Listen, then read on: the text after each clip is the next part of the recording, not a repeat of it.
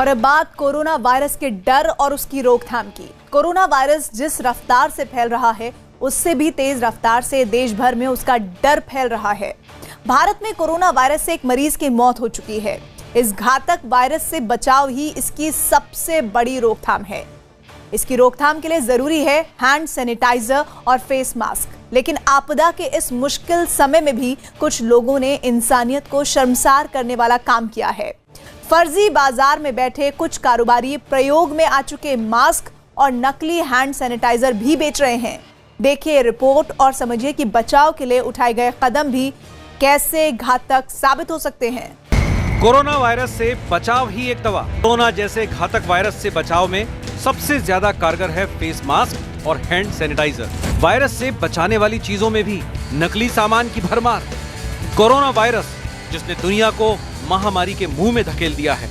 Corona virus जिससे बचने की कोई दवा नहीं है। कोरोना वायरस जिससे सिर्फ साफ सफाई और एहतियात से ही बचा जा सकता है। कोरोना वायरस जो अब तक करीब 4000 लोगों की मौत बन चुका है। अब उस वायरस से बाजार में बैठे फर्जीवाड़ा करने वाले की भी चांदी हो गई। इंसानों की जान की कीमत पर कुछ लोग अपनी जेबें भरने में जुटे हैं। वायरस से बचने के लिए जो सैनिटाइजर आपको 50-60 रुपए में मिल जाता है, वो हैंड सैनिटाइजर सैकड़ों रुपए में बेचा जा रहा है। और वो भी शायद आपको कोरोना वायरस से बचाने के काम नहीं आए, क्योंकि बाजार में जैसे ही हैंड सैनिटाइजर की मांग बढ़ी, वैसे ही नकली हैंड सैनिटाइजर बनाने की फैक्ट्रियां खुल गईं। आयुर्वेदिक नुस्खों के नाम पर कोरोना वायरस से बचने के लिए तरह तरह के उपाय बताए जा रहे हैं। लेकिन मुंबई के सांता क्रूज के वकोला इलाके में संस्कार आयुर्वेद नाम के आयुर्वेदिक सेंटर में बनाए जा रहे हैं नकली हैंड सैनिटाइजर। इस आयुर्वेदिक सेंटर की भीतर की तस्वीरें देखकर आप खुद समझिए कि कैसे लालच में अंधा इंसान इंसानों की जान से खिलवाड़ करने में लगा है। देखिए कैसे फर्श पर पड़ी बोतलों में हैंड सैनिटाइजर के नाम पर नीले रंग का लिक्विड भरकर बिक्री के लिए सजाया जा रहा है। एक महिला बाल्टी में रखे लिक्विड को मग के सहारे बोतलों में भर रही है और दूसरी उन बोतलों को बिक्री के लिए रैक में सजा रही है। हैंड सैनिटाइजर बनाने वाली इन महिलाओं के पास खड़ा एक शख्स धांधली के इस गोरख धंधे की निगरानी भी कर रहा है। महाराष्ट्र के फूड एंड ड्रग कंट्रोलर विभाग ने छापा मारकर यहां से करीब 1 लाख रुपए की बाजार कीमत के नकली हैंड सैनिटाइजर जब्त किए हैं। संस्कार आयुर्वेद वाकोला सांताक्रूज, इन्होंने ये इनके पास भी कोई लाइसेंस नहीं है, फिर भी ये भी हैंड सैनिटाइजर मैन्युफैक्चर कर रहे हैं। तो आज हमारे ड्रग इंस्पेक्टर लोगों ने वहाँ एक रेड डाली और करीब 1,10,000 का हैंड सैनिटाइजर का स्टॉक जब्त किया है। ये महज मुंबई के एक नकली कारखाने की तस्वीरें हैं। फूड एंड ड्रग कंट्रोलर विभाग के मुताबिक मुंबई में कई इसी तरह के नकली कारखाने चल रहे हैं। मुंबई में महाराष्ट्र एफडीए यानी फूड एंड ड्रग कंट्रोलर विभाग ने बड़ी कार्रवाई की है।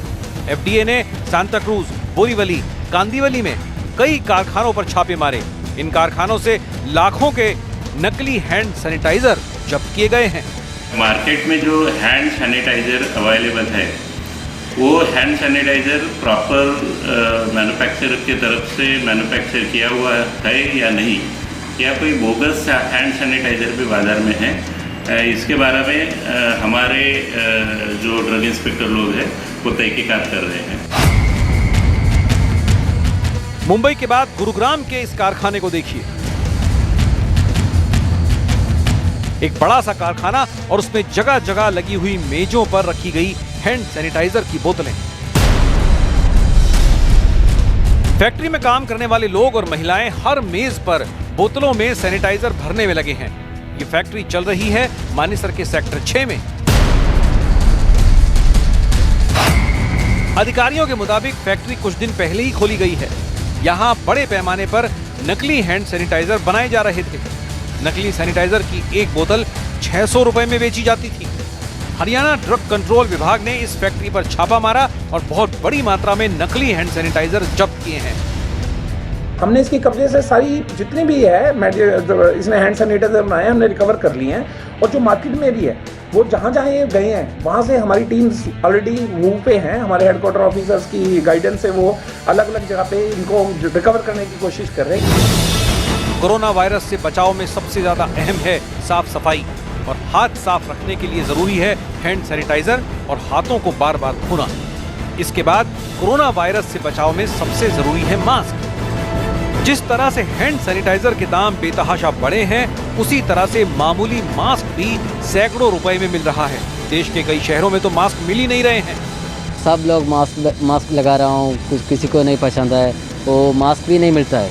मास्क भी बहुत महंगा है, मतलब 100 रुपये एक मास्क को, वो भी दो आदमी को वो भी 6 घंटा 5 घंटा यूज़ कर सकता है। अपनी प्रोटेक्शन के लिए तो मास्क ही लगा के चल रहे हैं। अगर मॉर्निंग वॉक भी आ रहे हैं तो मास्क में ही कर रहे हैं, रनिंग भी कर रहे हैं तो मास्क में ही कर रहे हैं, ऑफिस भी मास्क में ही जा रहे हैं। मास्क की बढ़ती मांग से धोखाधड़ी करने वालों को चांदी काटने का मौका मिल गया है।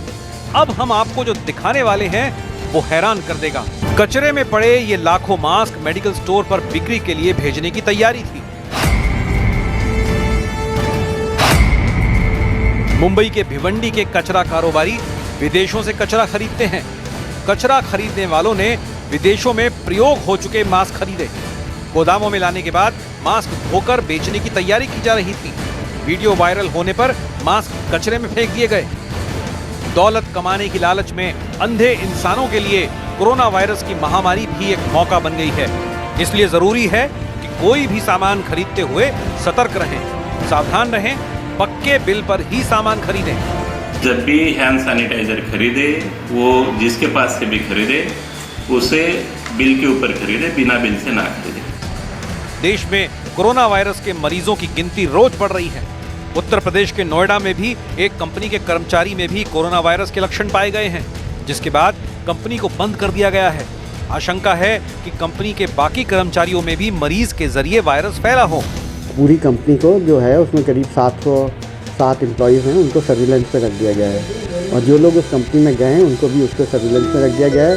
उनकी फैमिली मेंबर्स और बच्चों को भी सर्विलेंस पे रख दिया गया है। देश में कोरोना वायरस के 75 मरीज हो गए हैं।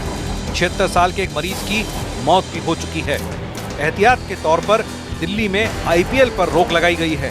वहीं यूपी सरकार ने स्कूल कॉलेज 22 मार्च तक के लिए बंद कर दिए हैं। हालांकि परीक्षा केंद्र पहले की तरह ही खुले रहेंगे। जिन संस्थाओं में परीक्षाएं चल रही हैं, वे सभी परीक्षाएं यथावत रूप से आगे उनका कार्यक्रम चलेगा।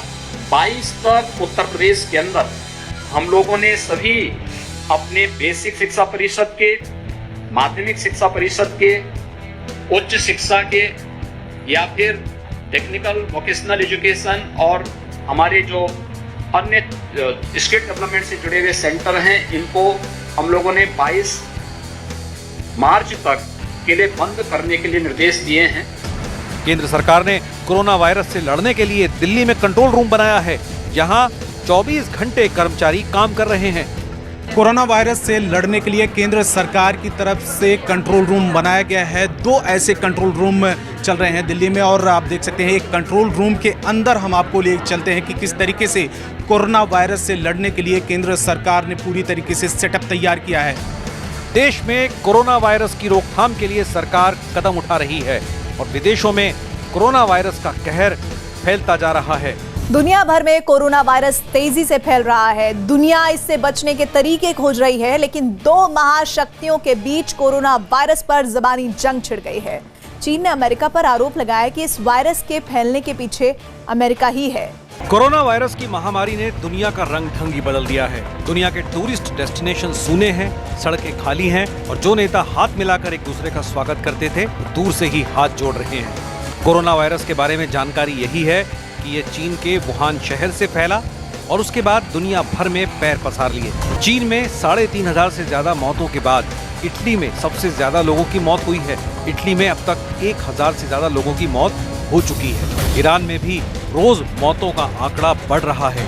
वहां अब तक 514 लोगों की मौत हो चुकी है। दुनिया के 117 देशों में कोरोना वायरस फैल चुका है। अब तक दुनिया भर में इस वायरस से 5,000 से ज्यादा मौतें हो चुकी हैं। नंबर ऑफ डेथ्स बढ़ रही हैं। इस वक्त 4,000 से ज़्यादा डेथ्स हो गई हैं वर्ल्ड वाइड, और नंबर ऑफ केसेस भी 1,30,000 के करीब पहुंच रहे हैं। तस्वीरों में नजर आ रहे शख्स हैं अमेरिका के रॉबर्ट रेडफील्ड। रॉबर्ट अमेरिका के सेंटर फॉर डिजीज कंट्रोल के डायरेक्टर हैं। अब इस दूसरी तस्वीर को देखिए। ये चीन के विदेश मंत्रालय के प्रवक्ता लिजियान झाओ हैं। लिजियान ने रॉबर्ट रेडफील्ड के एक बयान को ट्वीट करते हुए कहा है, रॉबर्ट रेडफील्ड रंगे हाथ पकड़े गए। बताइए, अमेरिका में पहला मरीज कब सामने आया? कितने लोग संक्रमित हैं? वुहान में संक्रमण फैलने के पीछे अमेरिकी आर्मी ही हो सकती है। अमेरिका को इस मामले में सफाई पेश करनी चाहिए। ये पहली बार है कि चीन के विदेश मंत्रालय ने अमेरिका पर आरोप लगाया है कि अमेरिका ही कोरोना वायरस फैलाने के लिए जिम्मेदार है।